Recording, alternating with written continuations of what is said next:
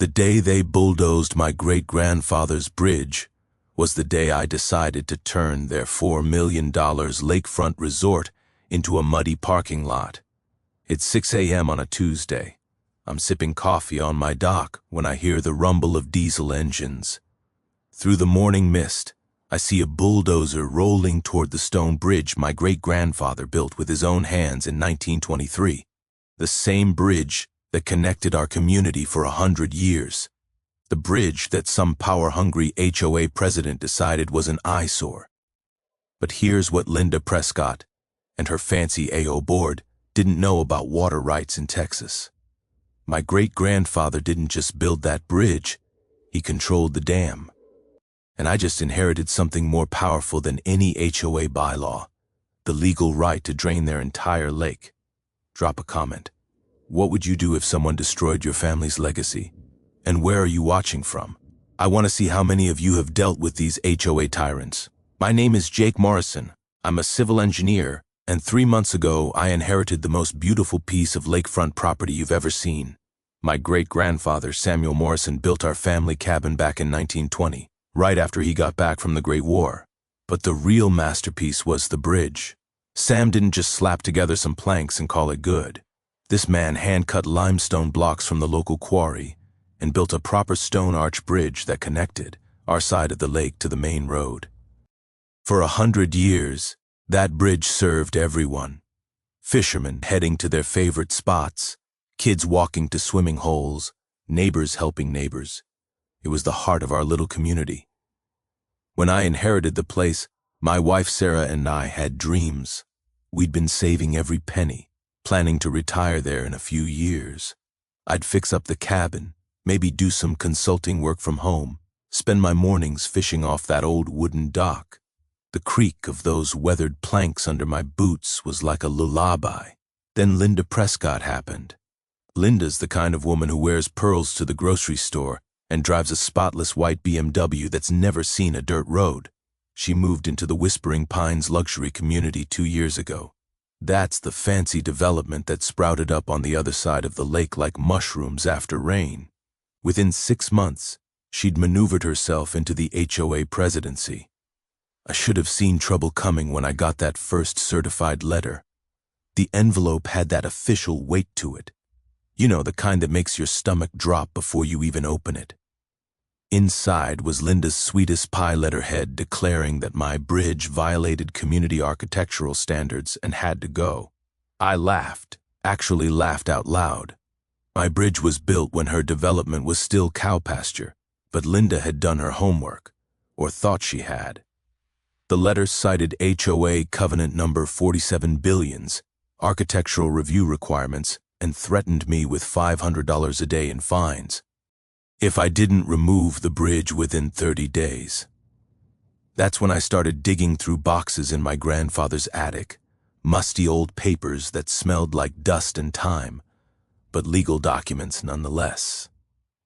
I found the original survey maps, the deed records, and most importantly, the grandfathering clause that specifically protected existing structures. My bridge was literally older than the HOA by 8 DEC. Armed with my paperwork, I showed up to the next HOA meeting in the community center.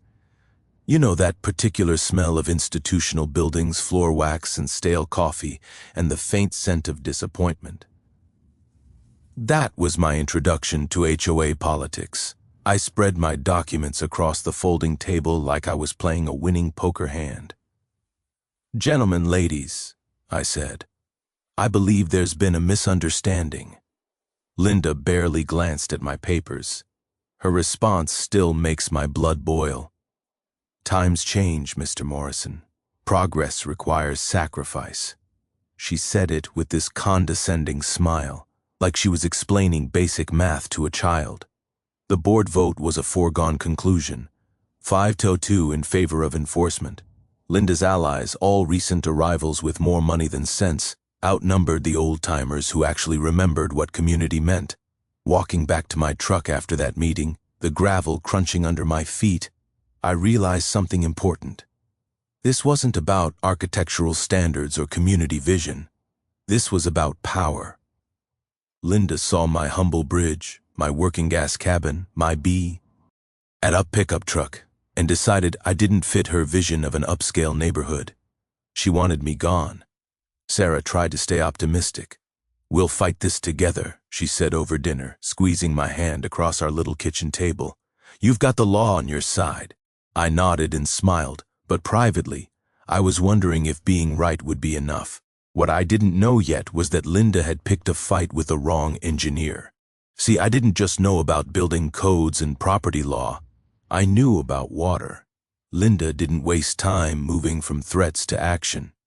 3 days after that board meeting, I'm heading out to work when I spot 2 guys in matching polo shirts standing near my property line. Security guards at 7 in the morning on a Wednesday. "Morning, gentlemen," I called out, coffee mug in hand. "Y'all lost?" The older one, built like a retired linebacker, pulled out a clipboard. "OA Compliance Patrol, sir. We're documenting violations." I nearly choked on my coffee. "Violations like what?"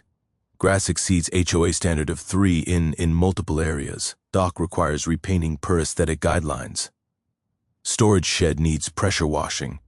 He was reading this stuff like a grocery list. Over the next 2 weeks, these clowns wrote me up for everything short of breathing too loud. My mailbox was apparently the wrong shade of black. My welcome mat was non-compliant sizing. They even cited me for having a fishing net visible from the road. By week 3, I was staring at $1,200 in fines. That's when I did what any good engineer does when faced with a problem. I investigated the system. Turns out Linda's husband, Rick, owns Prescott Security Solutions. Cute, right? The HOA was paying her husband's company $3,000 a month to harass homeowners into compliance.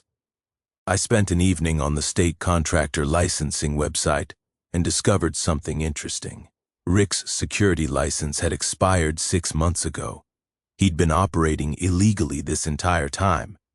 Here's a knowledge nugget for you. In Texas, HOA security must be licensed just like any private security firm, and most aren't. Always check their credentials before letting them cite you for violations. But I wasn't done digging. I called in a favor from a buddy who does commercial inspections. We took a little walk around Linda's pristine property one Saturday morning. Her deck extension, no permits. Her pool house built 6 in over the setback line. That fancy Japanese garden she was so proud of. According to the original survey I'd found, it was 3 feet onto my property. Linda had been trespassing for 3 years. The next Monday, I filed complaints with the state licensing board about Rick's security company and requested a full survey of the property line. I didn't make a big show of it, just handled it like any other engineering problem.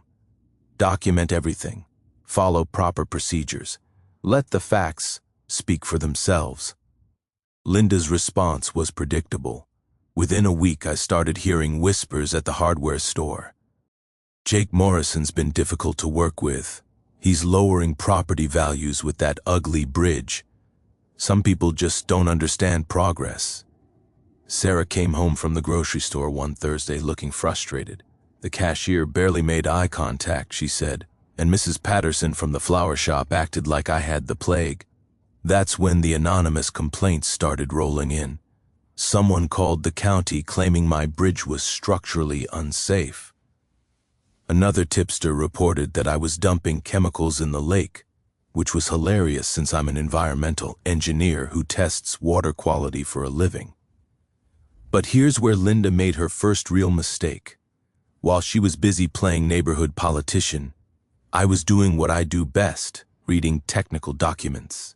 I'd submitted a public records request for anything related to water rights and dam operations around our lake. What I found in those musty county files made me sit up straight in my kitchen chair. There were maps I'd never seen before, showing water flow patterns from the 1920s, engineering reports from my great-grandfather's era, and most interesting of all, documentation of something called secondary water rights that had never been transferred to the HOA. I spent that weekend walking around the lake with a surveyor's eye, really looking at how the water moved. The resort that Linda kept bragging about, the one that was supposed to bring class to our community, had a serious vulnerability. Their entire opera Sion depended on consistent water levels. Their boat docks, their lakefront dining, their million-dollar water features, all of it assumed the lake would stay exactly where it was. The smell of diesel fuel still hung in the air from their construction equipment, and I could taste the irony. Linda was so focused on my little stone bridge that she'd never bothered to understand the bigger picture. I drove home that evening with a new understanding of my situation. Linda thought she was playing chess, moving her HOA pieces around the board to force me out, but she didn't realize I wasn't just another homeowner she could bully. I was the guy who understood how the water worked. Linda's next move came with the subtlety of a freight train. I'm sitting in my home office one Tuesday morning when I hear trucks pulling up outside. Not just one truck, 3 county vehicles and a man in a hard hat carrying the kind of clipboard that ruins your day. Jake Morrison. The inspector looked like he'd rather be anywhere else. Anonymous tip about structural concerns with your bridge. I'm here to conduct a safety evaluation. Anonymous tip. Right. I could practically smell Linda's expensive perfume lingering in the morning air. The inspection took 4 hours. This poor guy crawled over every inch of my great-grandfather's stonework with calipers and moisture meters. When he finished, he had the decency to look embarrassed.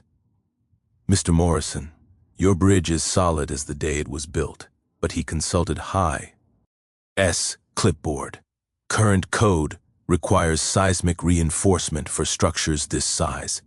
Estimated cost for compliance is $3,000.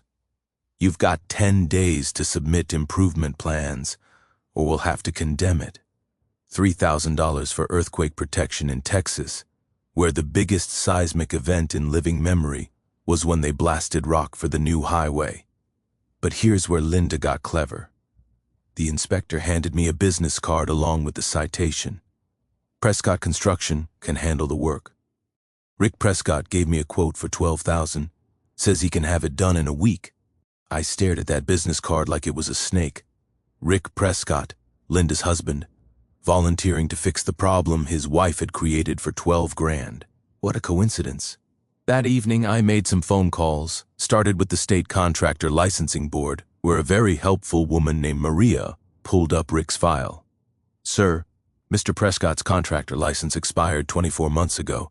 He's not legally authorized to perform construction work for hire. Next call was to my buddy at the county building department. Jake, that seismic requirement, it only applies to new construction and major renovations. Existing structures are grandfathered unless they're actually unsafe. Here's your second knowledge nugget. Water rights in the American West often predate modern property law. They can trump HOA rules, zoning ordinances, and sometimes even eminent domain.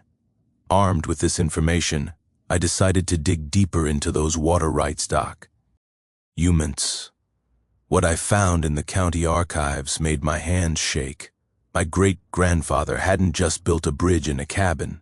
He'd held secondary water rights to the entire lake system granted back when this was still ranch country. Those rights included something called flow management authority. In plain English, I could legally control how much water stayed in the lake. I spent the next 2 days studying engineering reports from the 1920s dam construction. Fascinating stuff, really. The original designers built bypass channels that could redirect water around the main dam. My great-grandfather's bridge wasn't just transportation. It was positioned to control a secondary spillway system. Meanwhile, Linda was busy playing her reputation game.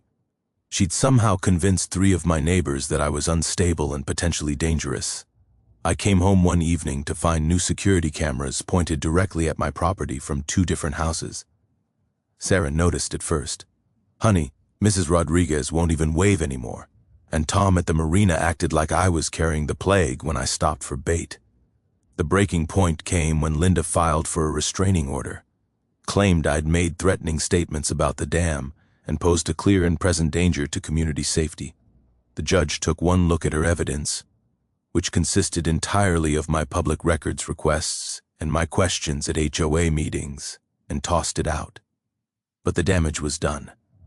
Half the neighborhood now thought I was some kind of unhinged domestic terrorist. That's when I made a discovery that changed everything. I was reviewing the resort's environmental impact study when I noticed something in the fine print. Their bank loan had very specific requirements about water levels. If the lake dropped below a certain depth, their entire $4 million loan would become immediately due. The resort's grand opening was 3 months away. Deposits had been collected for weddings, corporate retreats, fishing tournaments. Linda's family had invested $500,000 of their own money in the project. I sat in my kitchen that night staring at those loan documents and realized something profound. Linda thought she was fighting a battle about HOA rules and property aesthetics, but she'd picked a fight with someone who understood the one thing her entire development depended on. Otter doesn't care about HOA bylaws. It flows according to physics and legal precedent, and I was beginning to understand that I held more power than any HOA president ever could. The metallic taste of stress had been my constant companion for weeks, but that night it was replaced by something else entirely, the taste of possibility. Linda's patience finally snapped the week before Thanksgiving. I'm checking my mailbox when I see her marching across the street in those ridiculous white heels, clutching another manila envelope like it contained nuclear launch codes. "Mr. Morrison." Her voice could have cut glass. "I'm calling an emergent. We HOA meeting. Your bridge represents an immediate safety crisis that cannot wait for normal procedures." She thrust the envelope at me with enough force to give me a paper cut. Inside was a notice for a crisis intervention meeting scheduled for the next evening. The agenda was simple: vote to authorize immediate bridge removal with or without my consent. The meeting was a circus. Linda had imported her golf partner from Dallas, some guy claiming to be a structural engineer who'd never actually seen my bridge, but was happy to declare it a death trap. His presentation included phrases like catastrophic failure risk and imminent public danger. Real professional stuff. The vote was swift and merciless, 7-1 in favor of immediate removal. The lone dissent came from Mrs. Chen, an 80-year-old woman who'd lived here since the 960. Everyone else had either been bought, intimidated, or convinced that I was some kind of bridge-building madman. "Contractor will begin tomorrow morning," Linda announced with barely concealed glee. "Removal fees of $15,000 will be added to Mr. Morrison's account. If payment is not received within 30 days, a lien will be placed on the property." $15,000 to destroy something my great-grandfather built with his own hands. I drove home in a fog, the rough texture of my steering wheel the only thing keeping me grounded. Sarah took one look at my face and poured 2 glasses of wine without saying a word. That night, I did something I'd never done before in my engine. Airing career. I filed an emergency injunction in county court. Not because I was confident it would work, but because I was out of other options. The hearing was scheduled for 9 a.m. the next morning, exactly when Linda's contractor was supposed to start demolition. I walked into that courthouse at 8:30 carrying a banker's box full of documents, water rights records, contractor licensing violations, evidence of HOA fund misuse, and structural reports proving my bridge was safer than most county roads. Judge Martinez listened for exactly 12 minutes before making his decision. Emergency injunction granted. 30-day temporary restraining order issued. "Mr. Morrison, you have 1 month to resolve this matter through proper legal channels." I called Linda from the courthouse parking lot. "Demolition's canceled," I said. "You might want to tell your contractor." The silence stretched so long I thought she'd hung up. "Then this is war, Mr. Morrison. I hope you understand that." "Mike, here's knowledge nugget number 3. Emergency injunctions can halt HOA actions if you can demonstrate immediate, irreversible harm. But you need documented evidence, not just angry feelings." That afternoon, I discovered something that made Linda's declaration of war feel almost quaint. I was reviewing HOA financial records, which are public documents, by the way, when I noticed some interesting discrepancies. Over the past year, Linda had authorized $30,000 in legal consultations and emergency contractor service. Every single payment went to companies owned by her husband or her brother-in-law. I spent the weekend playing forensic accountant, cross-referencing every payment with business licenses and corporate filings. Linda hadn't just been using HOA funds to harass me. She'd been treating the community treasury like her personal piggy bank.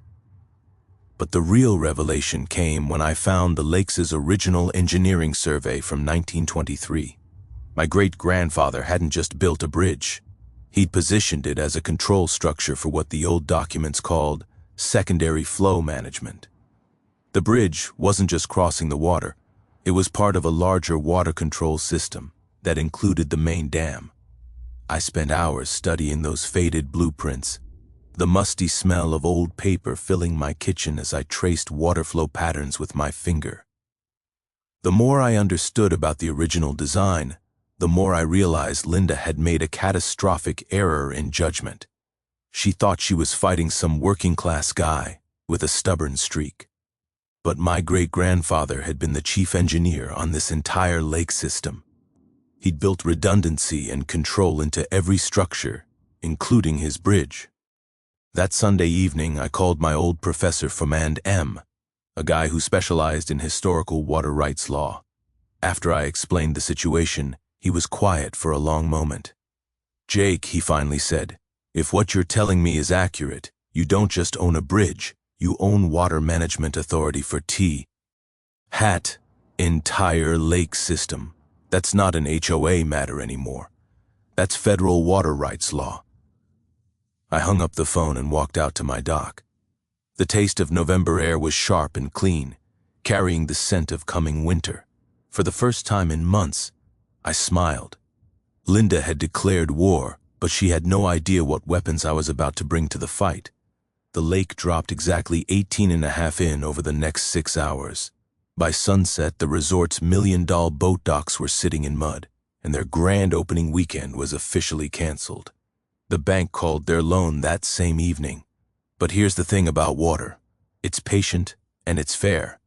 Within 24 hours, I'd restored normal flow to the lake.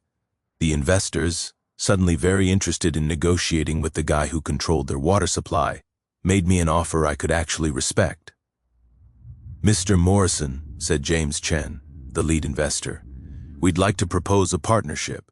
You maintain your bridge as a historic landmark. We get guaranteed water levels, and everyone wins." 3 months later, the resort reopened under new management. Linda was long gone. Last I heard, she'd moved to Arizona after facing federal charges for attempted bribery and misuse of HOA funds. Her husband, Rick, lost his contractor's license permanently and had to sell their house to pay legal fees. The new HOA board, led by Mrs. Chen and Tom Rodriguez, established the Morrison Bridge Historic District.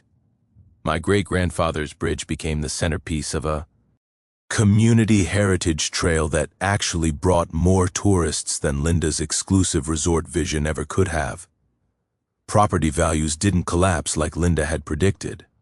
They actually increased.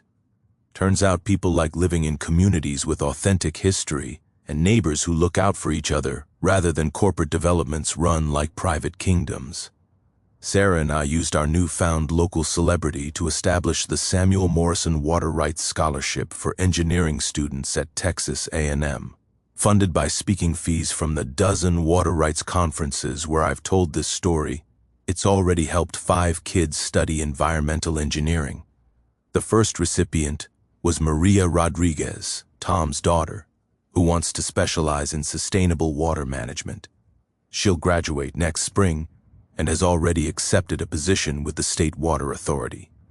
The ceremony was held on the bridge, naturally with the entire community celebrating together. Tom got promoted to resort manager and hired back all the employees Linda had laid off during her reign of terror. The resort now donates 5% of its profits to local schools and sponsors an annual Bridge Day festival that celebrates our community's history. Frank Wilson came out of retirement to train me on advanced dam operations, and I've become the official water management consultant for 3 other lake communities facing similar HOA disputes. Turns out there are a lot of Lindas out there, and a lot of forgotten water rights waiting to be rediscovered. The legal precedent we set has been cited in 12 other federal water rights cases across Texas. Patricia tells me we've probably prevented dozens of communities from getting bulldozed by developers who thought money could override century-old law. My bridge is now listed on the National Register of Historic Places. Every morning I walk across those limestone blocks my great-grandfather laid with his own hands, and I can almost hear him chuckling about how his water management system saved the day. The resort thrives. The community is stronger than ever, and our little lake has become a model for how development and history can coexist when people choose cooperation over domination. Linda's story became a cautionary tale about the dangers of unchecked HOA power. Last month, the state legislature passed the Morrison Act, requiring all HOA boards to respect pre-existing water rights in historic structures. Small victories, but they add up. Sarah and I are expecting our first child next spring. They'll grow up running across that old stone bridge, learning to fish from the same dock where I learned from my grandfather. Some legacies are worth fighting for, even when the fight seems impossible. The best part, our new neighbors actually like having us around. We've become the go-to family for community barbecues, and I've helped 3 different homeowners navigate their own HOA disputes, without anyone having to drain any lakes.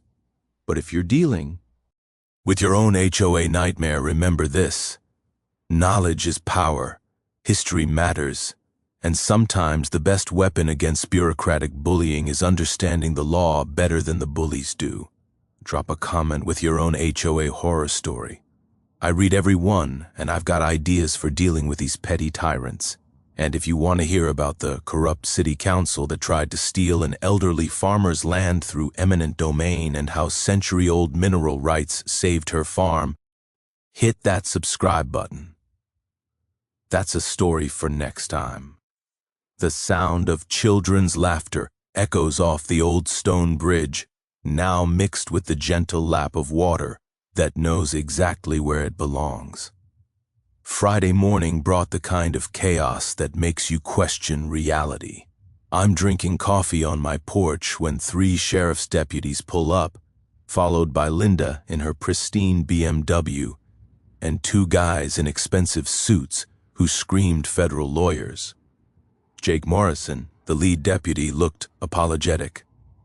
"We have a warrant for your arrest on charges of criminal threatening and conspiracy to commit environmental terrorism. Environmental terrorism for exercising legal water rights my family had held for a century."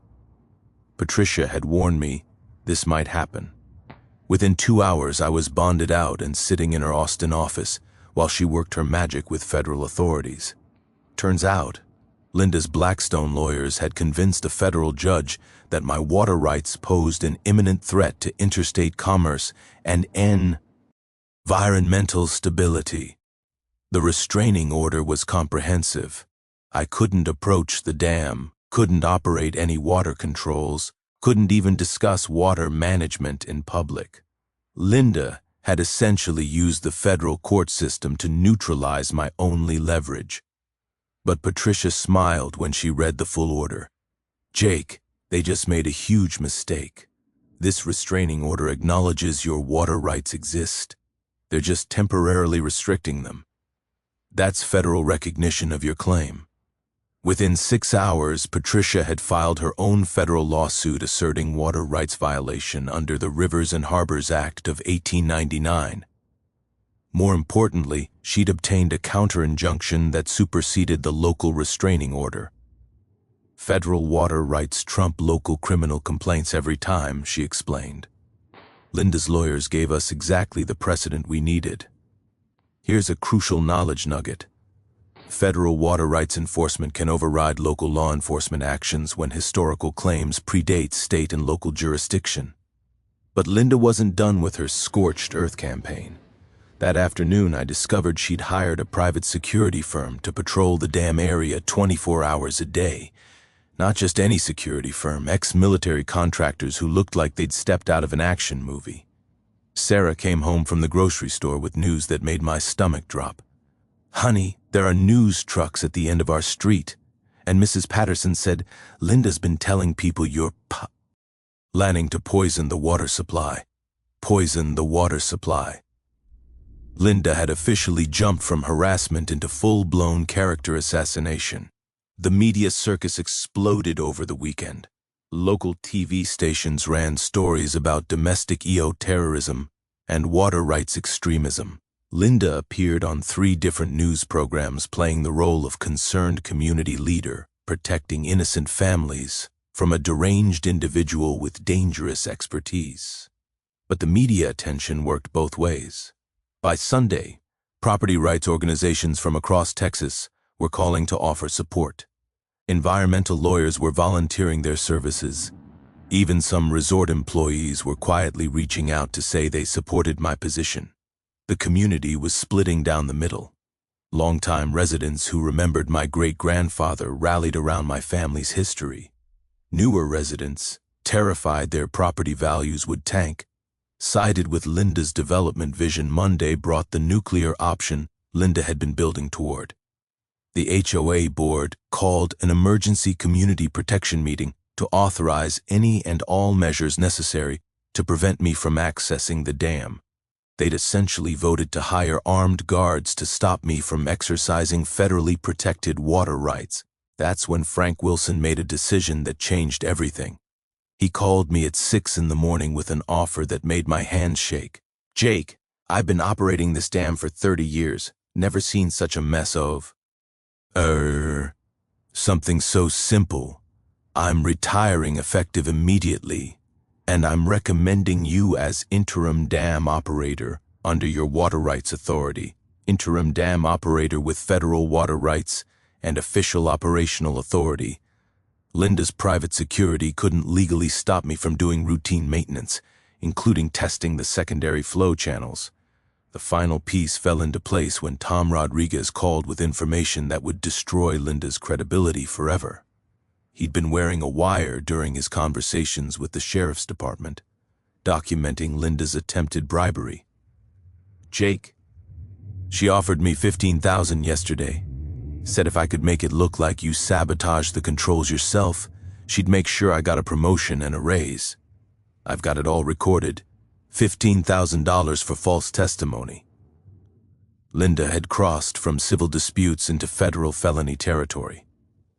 That evening, I sat with Sarah on our dock, listening to the gentle lap of water against the pilings. The smell of approaching rain hung heavy in the air, and I could taste the electricity of the coming storm. "Tomorrow's the day," I told her. "Linda's made her choice, and now I have to make mine." Sarah squeezed my hand. "Your great-grandfather would be proud. Sometimes standing up for what's right means making hard choices." Tuesday morning, Linda would learn that some battles aren't won by whoever has the most expensive lawyers or the loudest media campaign. Sometimes they're won by whoever best understands the law, the physics of water, and the weight of family legacy. Tuesday morning dawned clear and cold, the kind of day that makes everything seem sharper, more defined.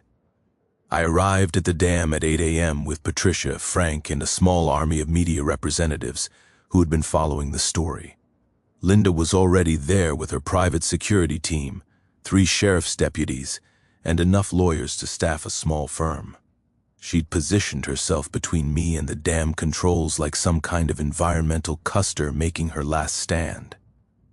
"You will not pass," she announced to the gathering crowd, her voice carrying that particular pitch of desperation disguised as authority. "I am protecting this community from a dangerous individual who threatens our way of life." Channel 8 News had set up cameras. The county sheriff himself had come to oversee what everyone knew would be the final confrontation. Even some resort investors had driven down from Dallas, probably calculating how much money they stood to lose.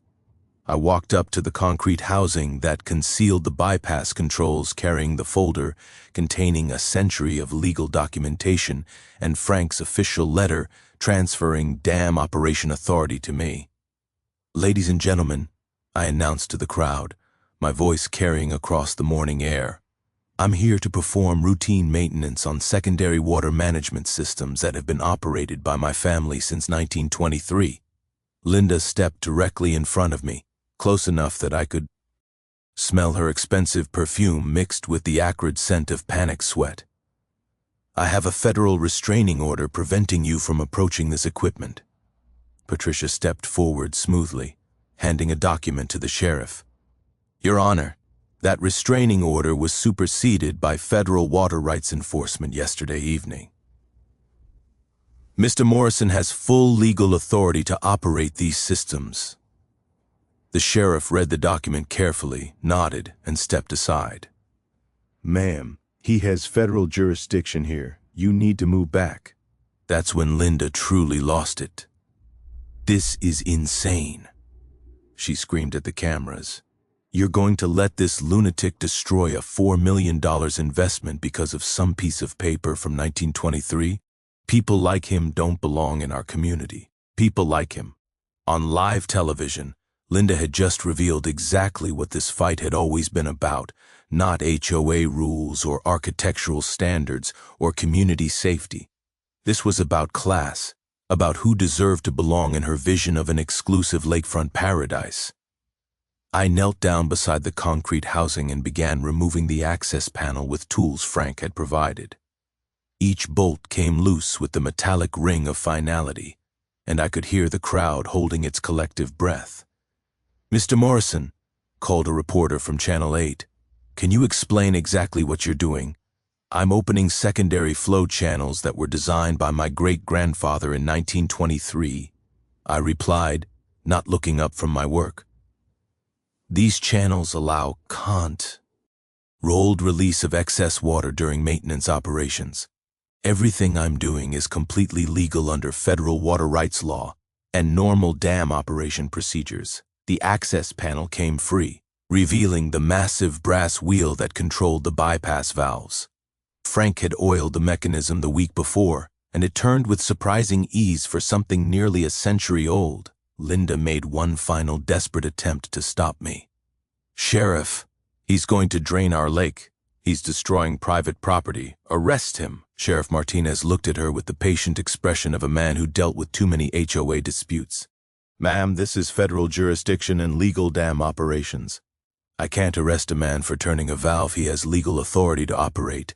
I gave the wheel 3 full turns clockwise. Somewhere deep in the dam structure, century-old mechanisms responded exactly as Samuel Morrison had designed them. Water began flowing through the secondary channels with a deep, throaty rumble that seemed to come from the earth itself. The crowd watched in fascination as the lake level began dropping at a visible rate. Within 20 minutes, you could see the water line receding from the resort's dock pilings. Linda stood frozen, watching her $4 million investment literally draining away. When she finally spoke, her voice was barely a whisper. You can't do this. You can't just destroy everything we've built. I stood up, brushing dirt off my hands, and faced the cameras for my final statement. Mrs. Prescott, I offered you compromise. I offered you negotiation. I offered you respect for both your investment and my family's legacy. You chose war instead. This is what losing a water rights war looks like. The resort's boat docks were already becoming unusable.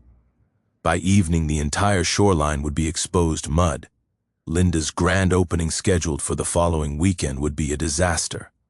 But the most beautiful sound of the morning wasn't the rushing water or the clicking cameras. It was Mrs. Chin's voice carrying clearly across the crowd. Welcome home, Jake. Your great-grandfather would be proud. Monday morning, I drove to the county archives with the kind of focused intensity I usually reserved for major engineering projects. The clerk, a patient woman named Dorothy, who'd been there since the Carter administration, helped me pull every document related to the 1923 dam construction. What I found changed everything. Buried in a file marked Historical Water Management Lake Morrison System was the original construction contract, not just for the dam, but for the entire water control infrastructure. My great-grandfather, Samuel Morrison, wasn't just some farmer who built a bridge. He was the chief hydraulic engineer for the whole project.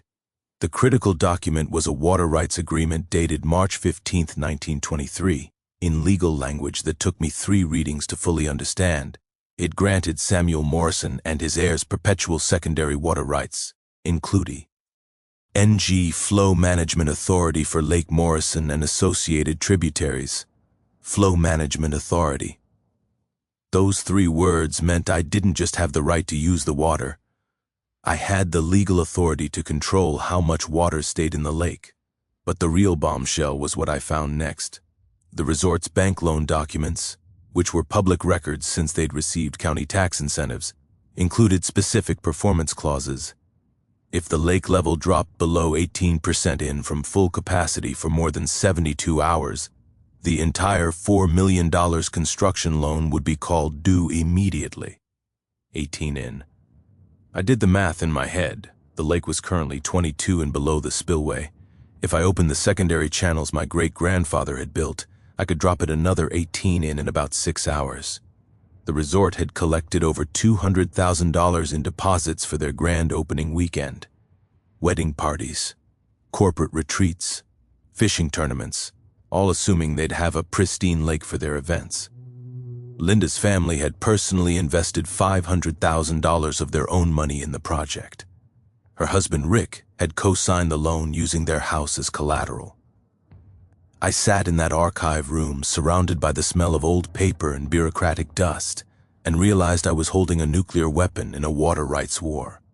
The moral weight of it hit me immediately. This wasn't just about Linda anymore. The resort employed 43 people. I'd checked waitresses, groundskeepers, boat captains, cleaning staff. Most of them were low-cal folks who needed those jobs. But Linda had made this personal. She tried to destroy something that represented 4 generations of my family's history. She'd used community funds to line her own pockets. She'd turned neighbors against each other and treated our little lake community like her personal kingdom. I spent that afternoon walking around the old dam structure, really studying it for the first time as an engineer rather than just a nostalgic grandson. The 1922nd construction was brilliant in its simplicity. Samuel Morrison had built manual bypass valves into the original design, hidden under decades of moss and rust, but still functional. The irony was perfect. Linda had spent months fighting me over HOA architectural standards while sitting on top of a water system I could control with a few turns of a century-old valve wheel. That evening I made a decision that would define everything that came next. I wouldn't use this nuclear option immediately. Linda deserved one final chance to step back from the brink, one opportunity to negotiate like reasonable adults instead of playground bullies. But if she refused, if she continued to push and escalate and try to destroy my family's legacy, well, Linda was about to learn that some wars aren't won by whoever has the most expensive lawyers or the fanciest development plans. Sometimes they're won by whoever best understands the physics of water and the weight of history. I walked back to my cabin that evening with a strange sense of calm. For the first time in months, I wasn't the underdog anymore. I wasn't the guy getting pushed around by petty authority and bureaucratic intimidation. I was the guy who could drain their lake. The next morning, I started assembling my team. First call went to Patricia Gomez, a water rights attorney in Austin, who specialized in historical claims. Her reputation preceded her. She'd successfully defended ranchers against corporate water grabs and knew Texas water law better than most judges. "Jake," she said after I'd explained the situation, "if your documentation is solid, you're not just holding a strong hand. You're holding a royal flush in a game where everyone else thinks they're playing checkers." Patricia agreed to take the case on contingency, which told me everything I needed about her confidence level. She'd drive up the next weekend to review all the documents and assess our legal position. Next, I called Frank Wilson, the old-timer who'd been operating the dam for 30 years. Frank had actually worked alongside men who'd learned the system from my great-grandfather. If anyone understood the mechanical reality of the water controls, it was him. Your granddaddy was a smart man, Frank told me over coffee at the diner. Built redundancy into everything. These new folks running the resort, they don't even know those bypass channels exist. Haven't been used since the drought of '86. Frank agreed to walk me through the entire system and explain how the manual controls worked. More importantly, he confirmed that everything I wanted to do was not only legal, but well within normal dam operation parameters. My team was growing. Mrs. Chen, the elderly neighbor who'd been my only ally on the HOA board, introduced me to Tom Rodriguez, who worked maintenance at the resort. Tom was caught in the middle. He needed his job, but he'd grown up fishing off my great-grandfather's bridge and understood what it meant to the community. Most of us employees know Linda's bad news, Tom confided. She treats the staff like servants and the local contractors like dirt, but we can't afford to lose our jobs over principles. Sarah's sister Monica, a paralegal in Dallas, volunteered to help with research. Within 2 days, she'd compiled a comprehensive file on Linda's financial irregularities and HOA violations. The evidence was damning. Linda had essentially been embezzling community funds for months. Here's what I learned about assembling a legal strategy. Water rights attorneys often cost $300 an hour, but historical claims can be worth millions if you have the documentation to back them up. Patricia laid out our negotiation framework during her weekend visit. We'd offer Linda a face-saving compromise. I keep my bridge. She gets architectural approval authority for all new construction. The resort gets guaranteed minimum water levels for their operations. And Linda gets to claim victory for preserving community standards. But we also paired the nuclear option. If Linda refused to negotiate, I had the legal authority to exercise my water management rights. Patricia explained that this could include routine maintenance of the secondary flow channels, which happened to involve releasing enough water to drop the lake level below the resort's loan trigger. The beauty of it was the timing. Spring runoff season was ending, which meant any water I released wouldn't be naturally replenished for months. By the time the lake refilled, the resort would have missed their entire summer season. Frank walked me through the mechanical process on a quiet Tuesday morning. The bypass valves were hidden under a concrete housing that looked like part of the original dam structure. Your granddaddy designed this so it could be operated by one man with basic tools, Frank explained. Turn this wheel clockwise, water flows through the secondary channel. Turn it back, flow stops.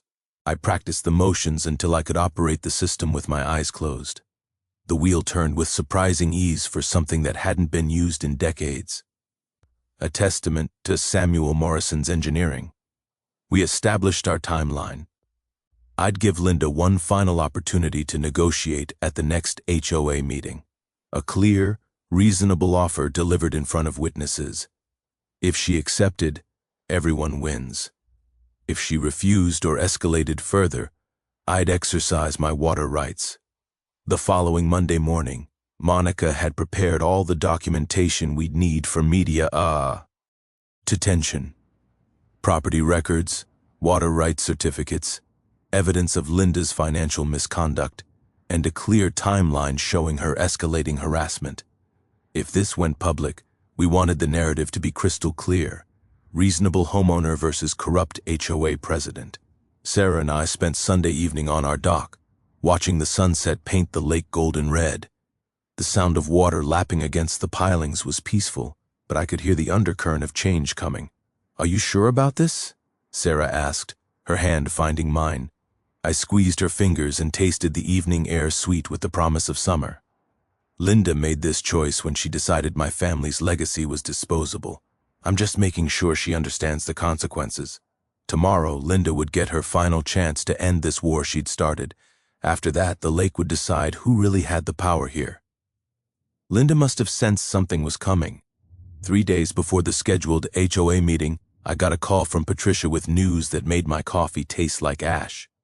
"Jake, they've hired Blackstone and Associates out of Dallas. That's a $2,000 an hour law firm that specializes in crushing property rights claims. Someone's very serious about this fight." Blackstone had immediately filed motions challenging my water rights documentation, claiming the 1923 agreements were archaic and superseded by modern zoning law. They'd also requested an emergency hearing to have my injunction dissolved, arguing that I posed an environmental threat to the lake ecosystem. But Linda's desperation was showing in other ways too. Word around town was that she'd been making calls to resort investors, spinning wild stories about my terrorist threats and plans to sabotage the development. The paranoia was getting to her. Thursday evening, she called her own emergency HOA meeting.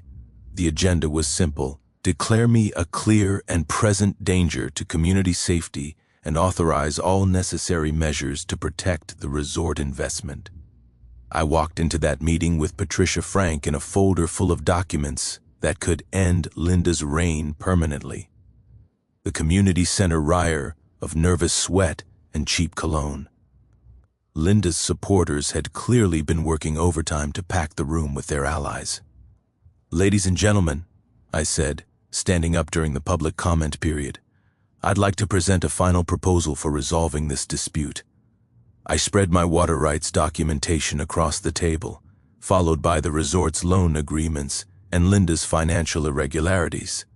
I keep my bridge as a historically protected structure. In exchange, I guarantee minimum water levels for resort operations and support architectural review for all new construction. The room went dead silent. You could practically hear Linda's brain processing what she was seeing. "This is extortion," she finally hissed. "You're threatening to destroy a $4 million investment because you can't follow simple community rules." Patricia stood up smoothly. "Mrs. Prescott, my client isn't threatening anything.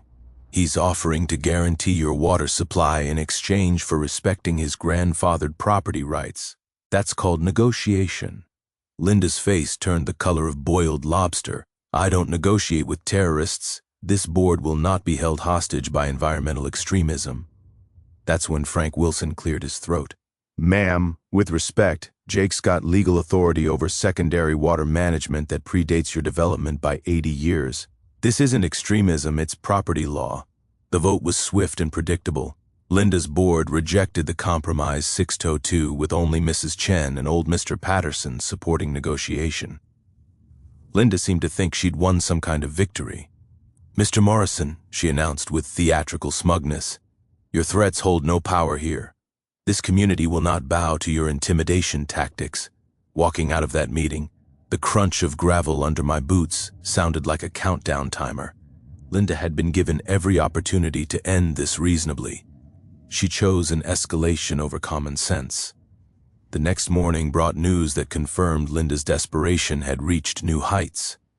Tom Rodriguez called me before dawn, his voice tight with worry. "Jake, you need to know Linda offered me $10,000 cash to sabotage the dam controls. Said it would look like equipment failure and you'd get blamed for any damage." $10,000. Linda was so terrified of losing control that she'd move from harass me, NT, to attempted bribery, to outright sabotage. "What did you tell her, Tom?" "Told her I'd think about it. Then I called the sheriff. They're opening an investigation but wanted me to let you know she's getting dangerous." That afternoon I got a visit from Deputy Martinez. Linda had filed a new complaint claiming I'd made specific terrorist threats against the dam and resort. The deputy was professional, but clearly skeptical. "Mr. Morrison, I got to ask, have you made any statements about damaging the resort or threatening public safety?" I handed him copies of all my legal documentation and Patricia's contact information. "Deputy, everything I plan to do is completely legal under state water rights law. If Mrs. Prescott considers legal dam operations to be terrorism, that says more about her understanding of the law than my intentions." After he left, I called Patricia with an update. Her response was swift and decisive. "Jake attempted bribery and false police reports cross a line. We're filing federal charges under water rights interference statutes. But more importantly, you need to move fast. If Linda's this desperate, she might try something that actually is illegal. That evening, I sat on my dock, watching the sun set and tasting the metallic edge of adrenaline. Linda had rejected negotiation, attempted bribery, and filed false police reports. She'd made her choice. Monday morning, I'd make mine.